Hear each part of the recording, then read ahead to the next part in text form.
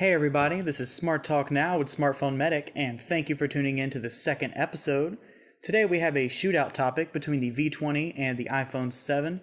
Here today I have Philip with me, another tech at the company, and he will be debating for the iPhone side, and I'll be debating for the LG V20. So let's get right into that.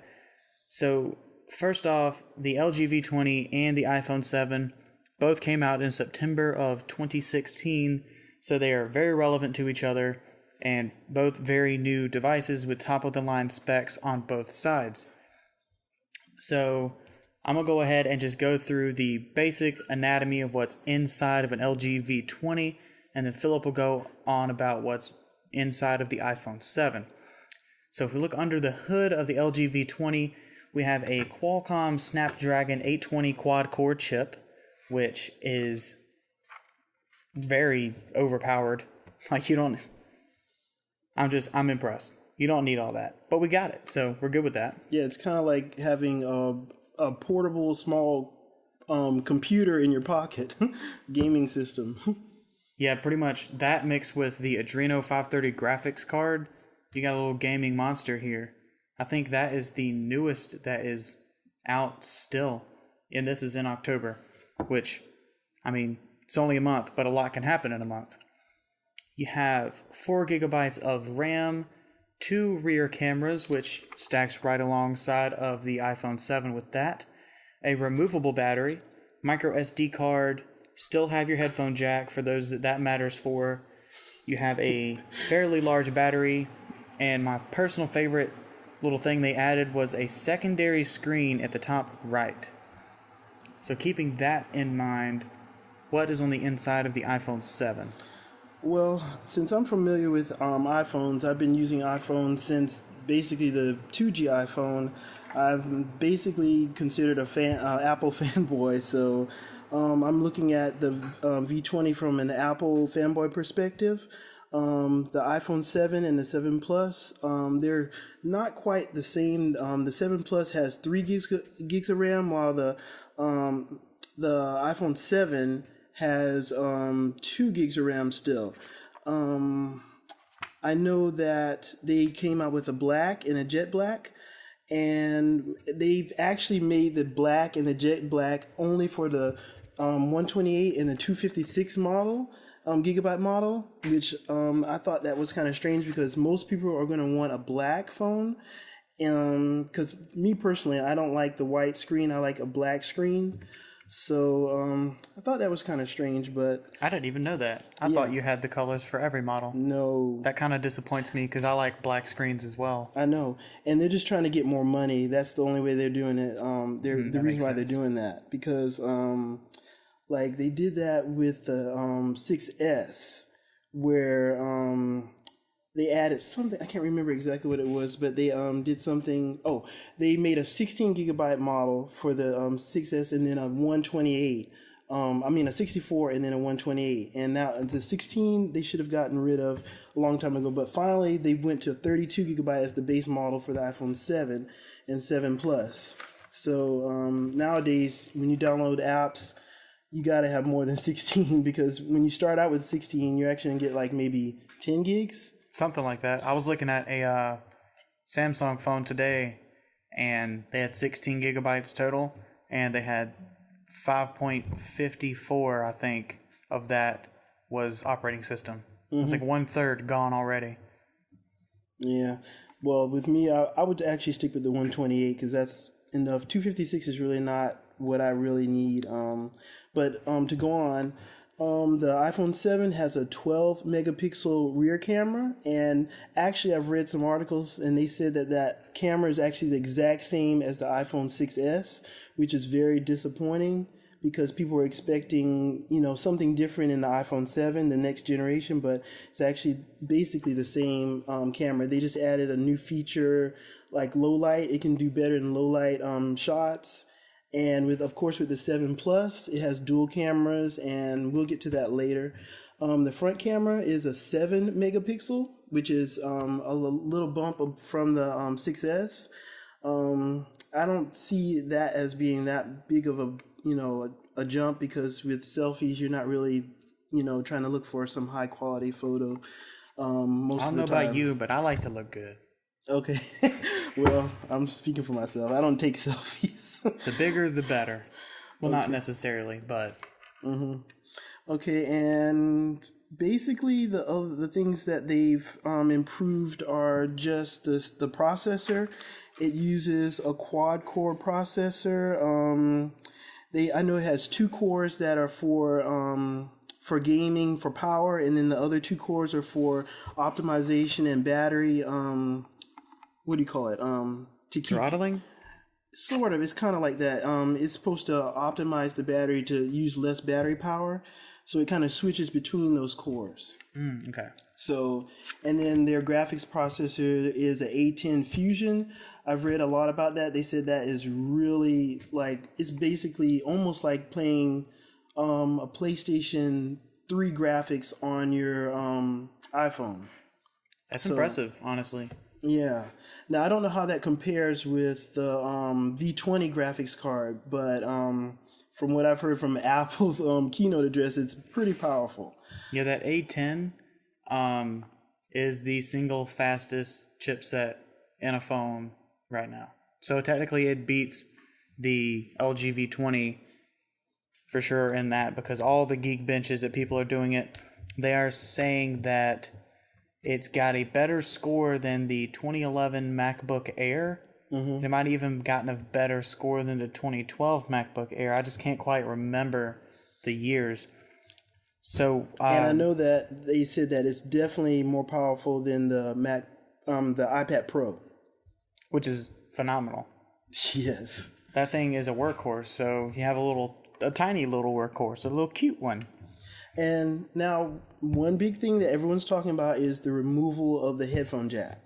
So there's mixed reviews about that. Some people say that Apple is a genius for removing that headphone jack. That stimulates innovation. It supports the accessory makers who make Bluetooth accessories. And then some people said that's the dumbest thing they ever did, because when you remove the headphone jack, you're forced to use the little dongle that hooks to the bottom. You have to kind of daisy chain some cord cables and things like that to actually charge up the phone and use your headphones at the same time.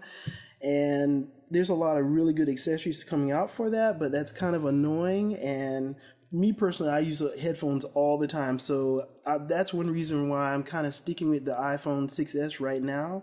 I will upgrade to the 7 because I always want to get the newest technology. But right now I'm going to stick with the 6S for that one reason, that headphone jack. Yeah, I'm in the same boat. I have the 6S because I use headphones. He and I are both right now, we both have headphones in. So if we even thought about recording this on a phone, couldn't do it on the 7. All right, so let's compare a couple of things about the two phones. So if anyone that's listening to this is maybe debating the two for whatever reason, they can have a little bit of a comparison there. Let's talk about the battery first. I know that the iPhone's batteries are not user removable. They are on the V20, so if that's like a huge deal breaker for you or something that you think you may or may not use, that is a pretty good, thing to just think about. I personally just have a portable charger, so it doesn't matter to me. You can also get those battery cases that will also, help too. So it really kind of doesn't matter much nowadays, because you can get so many accessories that charge your phone. Even a solar panel charger. I've seen. That's pretty interesting. I've never seen one of those. But the V20 is rocking a 3200 milliamp hour battery. And what is the iPhone rocking over there? 2900. Is that the 7 or the 7 Plus? 7 Plus. Okay, so the 7 will be a little bit less than that. So let's go ahead and just do this whole comparison, the 7 Plus versus the V20, because they both have the dual camera things and everything's a little bit closer there. So the 3200 milliamps against 2900 milliamps. Technically, the V20 takes that, even though you can compensate by doing third-party things. We're just going to talk about what you get in the box here. So the V20 takes that on that scenario. Well, first, let me mention something about the battery. Depending on how you use your phone, if you have your brightness of your screen set to high, or if you have a lot of apps running in the background, or you do a lot of gaming, your battery's going to run down fast anyways. So it just kind of depends on what you use it for. Because with me, I don't do much gaming, so the battery with my phone will last a lot longer than someone who uses it like totally for gaming, or watching videos online or YouTube. So Yeah, I'm on YouTube all the time, and I have to charge mine at some point during the day, usually. So a removable battery, if you want that kind of thing, I mean, it could be beneficial if you do, like you said, heavy media consumption.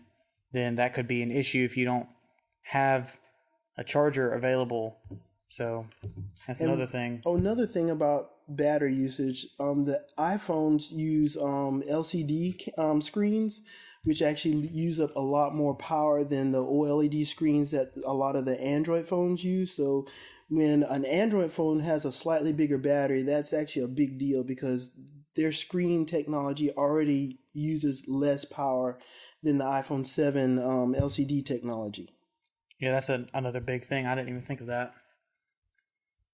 So we're going to go ahead and give that tally to the V20, and we're going to move along here to the cameras. This is probably something that a lot of people are more wondering about. So we've already heard that the rear cameras on the iPhone 7 is a 12 megapixel. Do you remember if both cameras on the 7 Plus are 12 megapixels? Because I believe that they are. One's just wide angle and one of them is a telephoto. So on the V20, against that 12 megapixel, we have a 16 megapixel and an 8 megapixel. So this a very different setup here. On the 16 megapixel, it is a f1.8, so you get fairly decent low light on that. And the 8 megapixel is a 2.4. So you're going to get less low light and more depth of field in that one. So it's all kind of just whatever you're using it for. Both of them have all these little options that are the exact same things that the iPhone 7 has. Laser and phase detection, autofocus, optical zoom, optical image stabilization, and dual LED flash. So now with the iPhone 7, it actually has a quad LED flash. It has four individual LEDs, and two of them are used for color correction, and then the other ones are just regular LEDs. I know this. It's called like when you're taking a picture with it's supposed to light up your skin to the right color. So it's I forgot exactly what it's called, but that's kind of a unique thing with the iPhone 7. And of course with the iPhone 7 Plus, they have the dual camera, which is somewhat similar to what the V20 has, but the only difference with the iPhone 7 Plus is it has this new thing called bokeh. Am I pronouncing it right? Because you're the camera guy. Bokeh. Bokeh, okay, sorry. Yeah, where you can actually take a photo and then you can actually focus the image later because it uses some kind of software, depth of field, where it can analyze the image and separate the background from the foreground. So I know you're more familiar with that because you're a big camera guy, photographer. So you can probably explain that a little bit better. Yeah, what it does is it captures everything in focus that is in frame, and then it allows you to use, I guess, like after the fact tilt shift focusing, because whatever you choose, whatever line like in depth in the photo, like if you have trash can in the foreground, a person, and then a tree, they're all going to be in focus.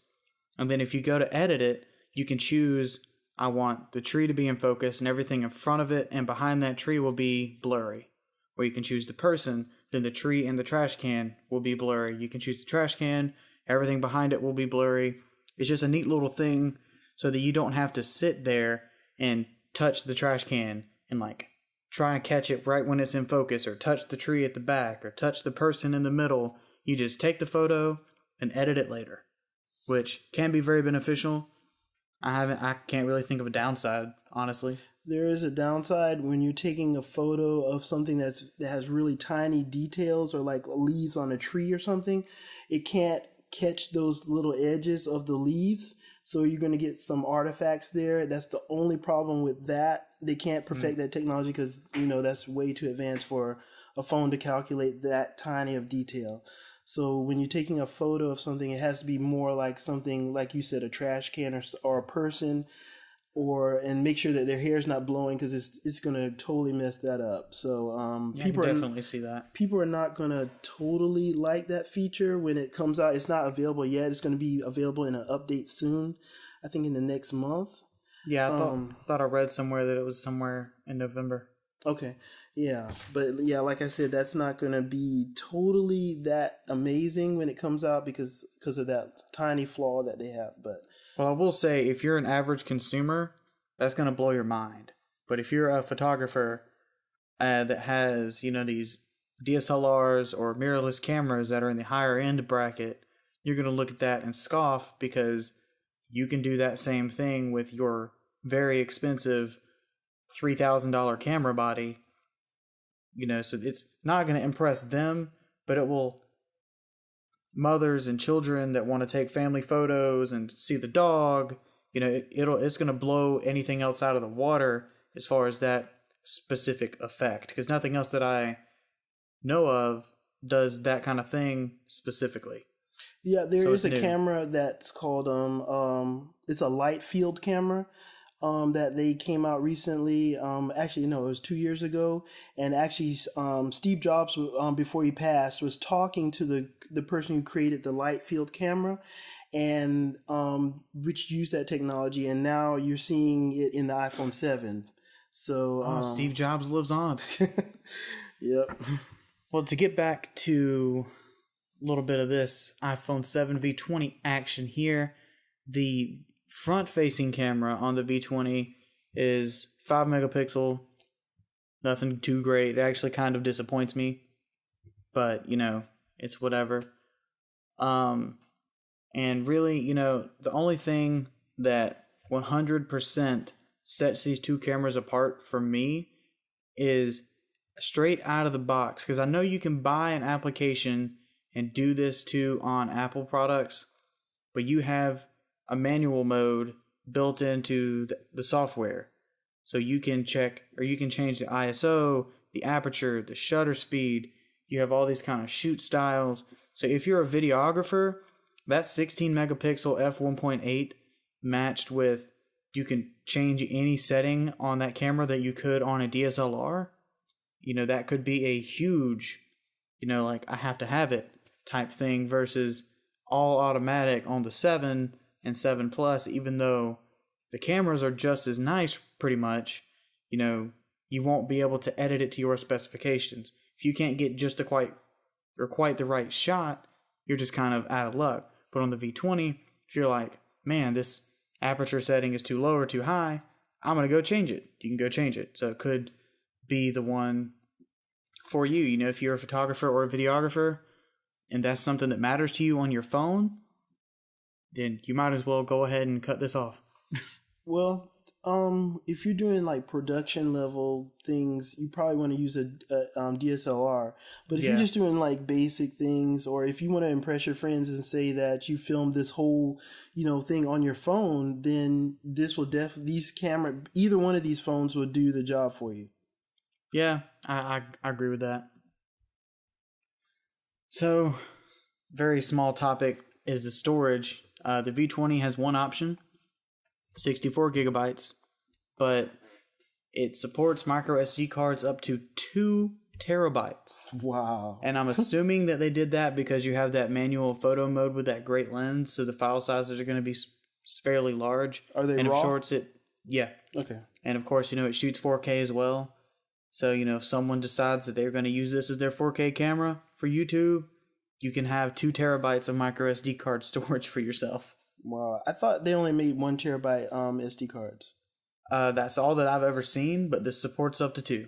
Wow. Supposedly. Okay. Well, that's interesting. And everyone who knows about iPhone knows that it's not upgradable at all. And I don't think they ever will make it upgradable. The base storage is 32, and then it goes up to 128, and then, of course, 256.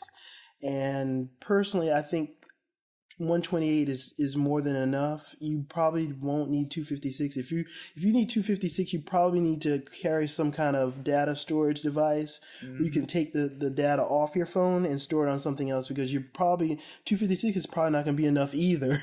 So 128 is more than enough, and then 32. I think everyone should get a 128 because nowadays you're using your phone for all kinds of things like music, apps, documents that you store on there, of course, photos. And now all phones do 4K video, and like the iPhone 7, it now does RAW video. So, you definitely need that bigger space. Yeah, I totally agree with you on that.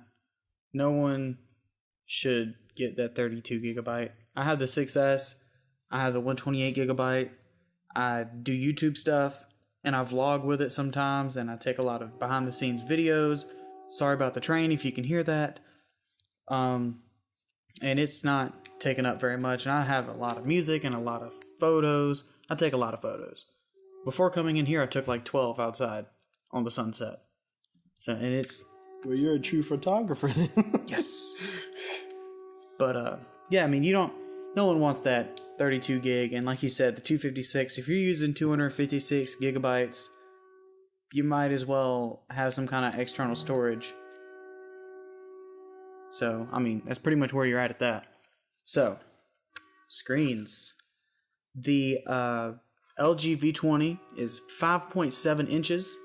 It is a 2K screen and 5.7 inches. That's impressive. It is 2560 by 1440 pixels with a PPI of 513, which is pretty dang nice.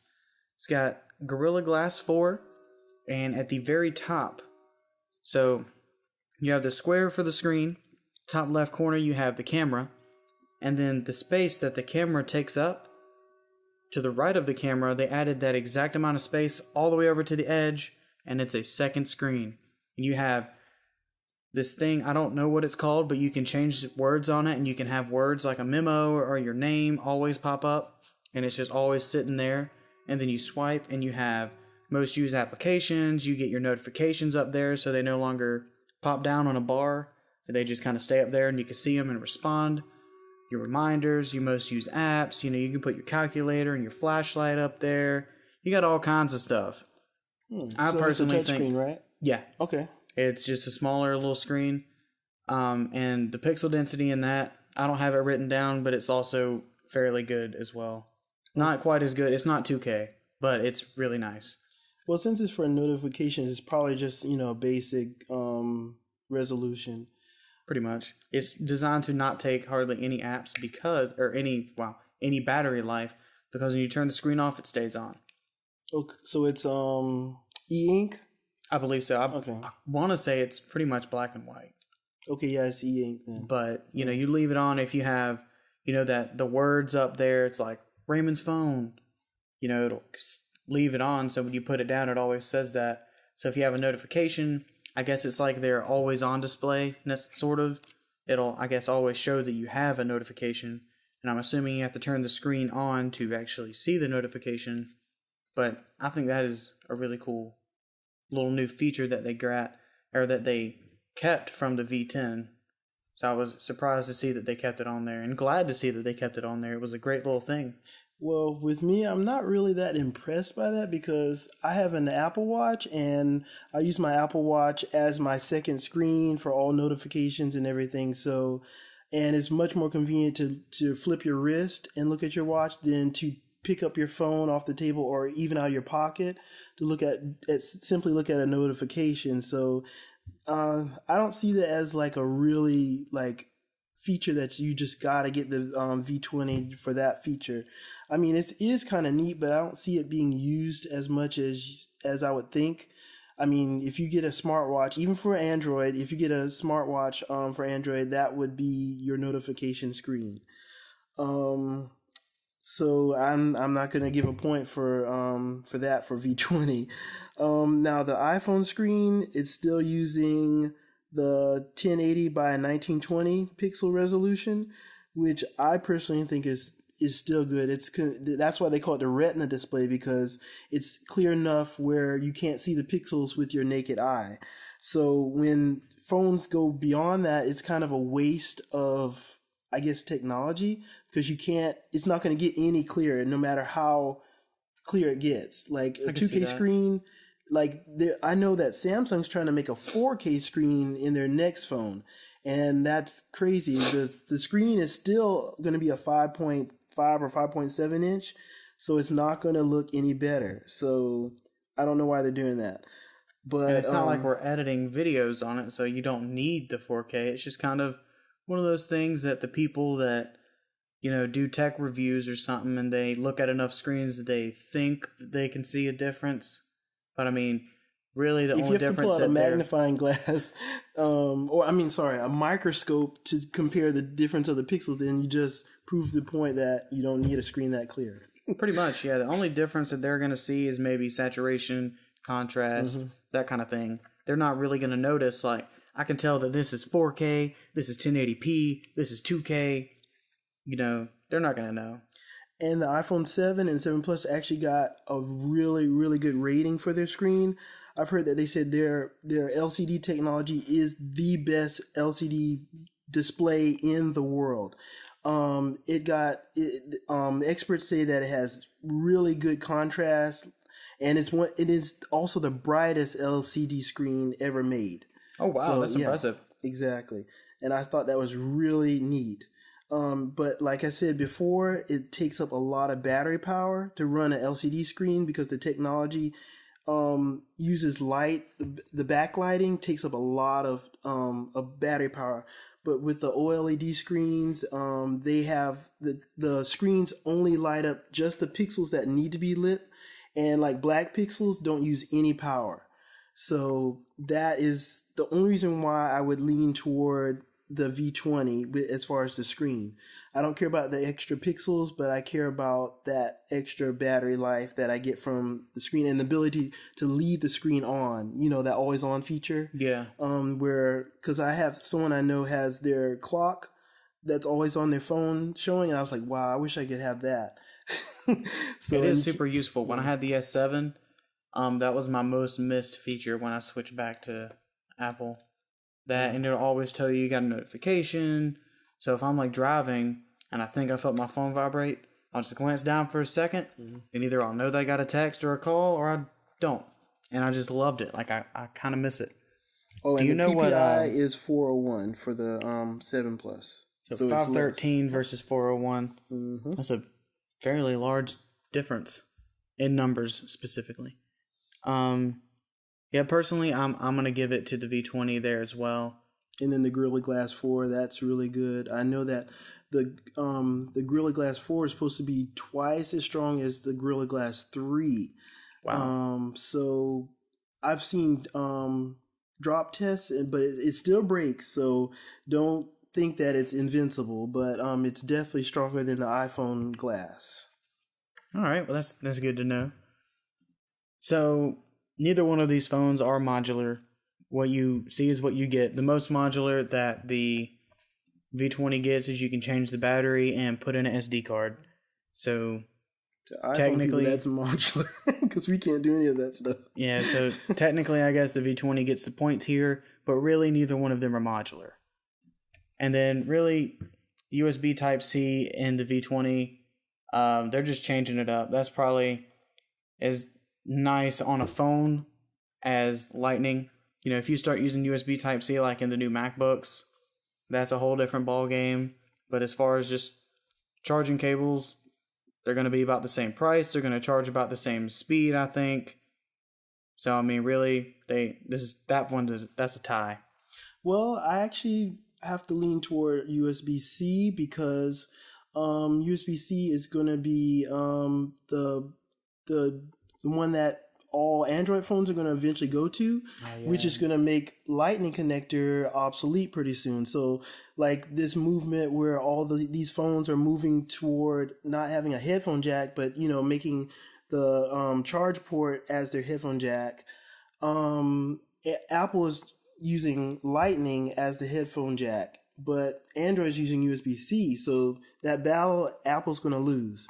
So that is going to be a problem in the future when the next iPhone comes out and then all the new Android phones come out with USB-C, because Apple's already using USB-C in their new MacBooks. So they need to start transitioning over to USB-C. That's the way the future's going with these with smartphones. So, Do you think the new iPhone's going to have USB-C? No one really knows. If someone says it's going to have it, it's going to be a rumor because there's no way to know. We should start that rumor here. iPhone 7s will have USB Type-C. I call it. Well, it may be called the iPhone 8. The new iPhone will have USB Type-C. I call it. Yeah. And the name will be iPhone X for their 10-year anniversary. I call that too. Yeah, 'cause USB-C is actually better than the Lightning, because USB-C also has the ability to not only charge, but it's like a built-in HDMI, built-in USB. It powers things with full power. Unlike regular USB, you get like low power when you plug things in, but with USB-C, you can actually power an entire device from USB-C. Yeah, like we said, the new MacBooks have it in there. So if you can imagine the new tiny Android phone using USB-C and it has enough power to power that, all of a sudden, if you have a MacBook, bam, plug it in your MacBook, MacBook's charging. That MacBook battery's larger than the whole phone itself. So, I mean, the little cable is fairly capable of a lot of things. And it also has the potential of powering an entire display. Yeah, that too. Because I know there's a new thing that's out for Android phones where you can actually plug in your Android phone to this like laptop looking device, and I think it uses USB-C. I'm not quite sure, but you can actually use your Android phone just like a computer. So that's really neat. So, but to conclude, USB-C is the future, and Apple is going to be left behind if they don't switch over. So V20 gets a point for that. All right. Well, let's tally up what we've done here. Battery life. I'm gonna have to give it to V20, so that's one vote for me. Well, I'm kind of tied because it depends on how you use your device. So I'm not really concerned about the battery, because you can get a battery case, or you can make sure you optimize your phone by turning the brightness down, closing apps that are in the background. Say that they have the screen all the way up on both devices, and you just turn on a 10-hour video on YouTube. Based off of that, whichever one would last longer, I think the V20 would. So I have to give it to that. Well, see, the reason why I say it's a tie is because if I know I'm a person who watches a lot of videos or playing video games or playing Pokemon Go, I would get a battery case that would solve all problems. But we're not talking about extra things we can get. We're talking about right out of the box. Okay. You pull it out of the box, charge it fully, and then turn the brightness up and put on a 10-hour video. Which one of these devices technically would win that? Well, it only lasts a little bit. It would only last an hour longer, maybe 2 hours longer. Seriously. I mean, to somebody, that 2 hours could be a big difference. I have to give it to the V20. Yeah, I agree with that. I'll just give it to the V20 for that one reason. Then camera, technically I think the V20 won, but I'm going to tie it up because all the extra features no one uses. Like I had the S7 and I had it for like 8 months, and I'm a photographer and videographer, and I only used the manual mode like twice, and it was annoying. It was awesome, but it was hard to get to the stuff. So, I mean, really, I just don't use it. So I'm going to have to tie it on this one for me. Have you tried like other video apps? Yeah, I don't know. I guess it was weird because I like physical buttons. Sorry, my computer has sound over here. I like physical buttons. Like when I change the shutter speed, I want to do the roll wheel at the front near the take a picture button. I don't know what the name of that button is. The shutter button. There it is. Yeah, I like physical buttons. So I'm going to have to tie it, honestly. Yeah, and with me, the only reason why I think the iPhone is a tie is because of that one, what do you say, bokeh? Bokeh. Yeah, bokeh feature. That's the only thing for me that makes it... Unless they're specifically calling it bokeh, because technically it's not bokeh. Because bokeh is like you put a filter on the lens and every like light in the distance turns to whatever shape that is.